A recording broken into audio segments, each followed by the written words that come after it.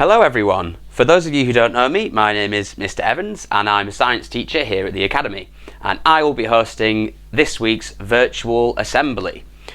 What you're seeing here is what a week's worth of food looks like for me. As you can see, there's a lot of it, and that's because I love cooking and I love eating. The daily recommendation for an adult male of calories per day is about 2,500.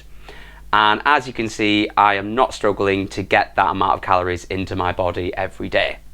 So why am I showing you this? Well, this week's theme in Form Time is all about positive action. And I want to share with you a bit of positive action that I have been doing over the past couple of weeks. From the week beginning the 14th of September, I joined thousands of other people across the UK in taking part in something called the Refugee Ration Challenge. This was to raise money and awareness for the refugee crisis. People participating in this challenge were sent a box of refugee rations, and this was all we were allowed to eat for a whole week. The food consisted of rice, flour, lentils, chickpeas, kidney beans, a can of sardines, and some oil. The only thing I could drink was water, and I don't eat animal products, so I didn't eat the can of sardines, and instead I ate a small amount of tofu. The contents of this box is exactly the same as the food that refugees living in a refugee camp in Jordan are eating as well. The amount of calories in that box is about half of what I would usually be eating, which is quite scary. It's called a challenge for a reason, and it was very, very difficult. I lost over 2 kilograms of body mass in that week, and I was going to bed hungry, I was waking up hungry, I was hungry after eating every single meal, and it was starting to take a huge toll on my mental health. But what kept me going was the amazing support that I was getting from my friends and my family, both on social media and in person, and being able to share my experiences with other people doing the same challenge on the official Refugee Ration Facebook page. But more significantly than that, the amount of donations that I was getting every single day really helped to boost my morale, and at the time of making this video, I have managed to raise £700 and 52p, which is enough to feed a refugee family for a whole year. This money can also provide medical care and also provide training courses to refugees to help them get back on their feet and back into employment so that they can become independent. Together with everyone else doing the challenge across the country, we have managed to raise over £1 million for refugees, which is absolutely incredible. So what is a refugee, and why are so many people raising money to help them? Well, firstly, let's get some definitions straight before we carry on. You may have heard the word migrant used in the news, and you may have heard the word refugee. And migrant and refugee are words that are often used interchangeably, but they mean different things. A quick Google search tells us that a migrant is a person who moves from one place to another, especially in order to find work or better living conditions. Whereas a refugee is defined as a person who has been forced to leave their country in order to escape war, persecution, or natural disasters. From these two definitions, you can probably work out which one is more appropriate, so I'll be using the word refugee for this video. According to the United Nations, the number of people fleeing war, being persecuted and fleeing conflict or natural disasters has exceeded over 70 million. So that means currently right now there are over 70 million refugees out there in the world, either without a home, living in a country that they're not used to, maybe not getting any food at all, without a job, maybe having lost friends and family members as well. And you can see why that is such a worrying statistic and why there are so many people who are wanting to raise money to try and help. There are a lot of estimates as to how long people spend being a refugee, but the estimates range between 10 and 26 years. And I thought eating refugee rations for 1 week was hard. You might have heard out there in the news or on social media some quite hateful things being said about refugees, so it's important that we remember they are people who want and deserve freedom and independence and happiness just like anyone else. Since doing this challenge, I've learnt that on these refugee camps, refugees work and volunteer for their communities by looking after each other's children, growing food on camp, and of course recently making face masks, which is vitally important in such cramped conditions where diseases can spread like wildfire. Currently, there are around 170,000 refugees or asylum seekers living right here in the UK, hoping to become official citizens so that they can get jobs and start a new life.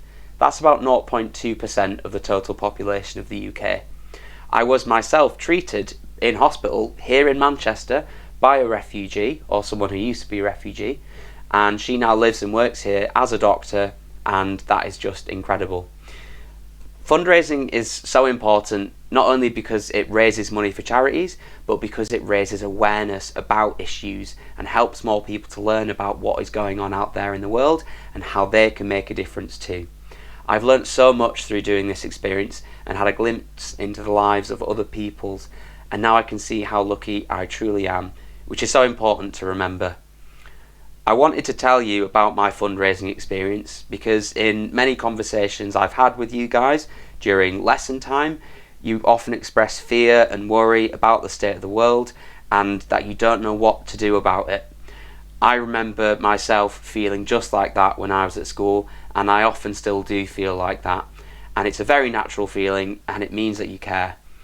In a few years' time, you will be able to vote and have your say on how our country is run, which in itself is amazing because there are plenty of countries out there where you can't vote and you don't get a say. But if you're like me, you might feel that putting a cross on a piece of paper once every 5 years doesn't really feel like enough, which is precisely why fundraising and giving regularly to charity is so important. It literally saves lives and can make you feel less powerless and enables you to see just how many caring people there are out there. To our new Year 7s, I want to take this moment to let you know that you are now part of an academy that is all about positive action and making a difference. In our academy, we do some incredible things for charity. In previous years, there was the shoebox appeal, where everyone brings in presents to make little shoe boxes full of Christmas presents for children who aren't as fortunate as us. Last year, there were hundreds of staff bringing in food for a local food bank, which helps to provide food for less fortunate people right here in our local community. We've done the Macmillan coffee mornings, where everyone brings in a homemade cake, or sometimes shop bought, and these are then paid for in the canteen, and the money raised from that is then donated to the Macmillan Cancer Charity. The list goes on. Maybe in previous years, for whatever reason, you've not really taken part, but this year I want you to really have a think about any time that you've heard something upsetting or sad, something that's bothered you in the news, and remember that there are 1,001 ways that you can make a difference. Not all of us are fortunate enough to be making huge donations of money to charities, and that is not what I'm asking any of us to do. What I am saying is there are 7 billion people on the planet right now, and if every one of us made the decision to put a little bit of positivity out there into the world, whether that's making a small donation, doing some sort of fundraising activity for yourself, helping someone with their shopping, checking in with a friend or neighbour who you know is having a hard time, the world will absolutely be a healthier and happier place for all of us. I want to end with a quote from a man called Fred Rogers. He was a children's TV presenter in the 60s and 70s, and I came across this quote a couple of years ago, and it really stuck with me, and I wanted to share that with you now. This quote was aimed at younger viewers, but I think it's something we can all learn from. He said, "When I was a boy and I would see scary things in the news, my mother would say to me, 'Look for the helpers.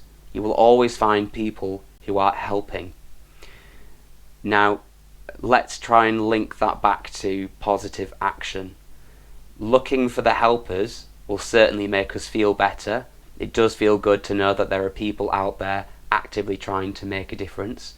But what I want all of us to try and do this year is to be a helper.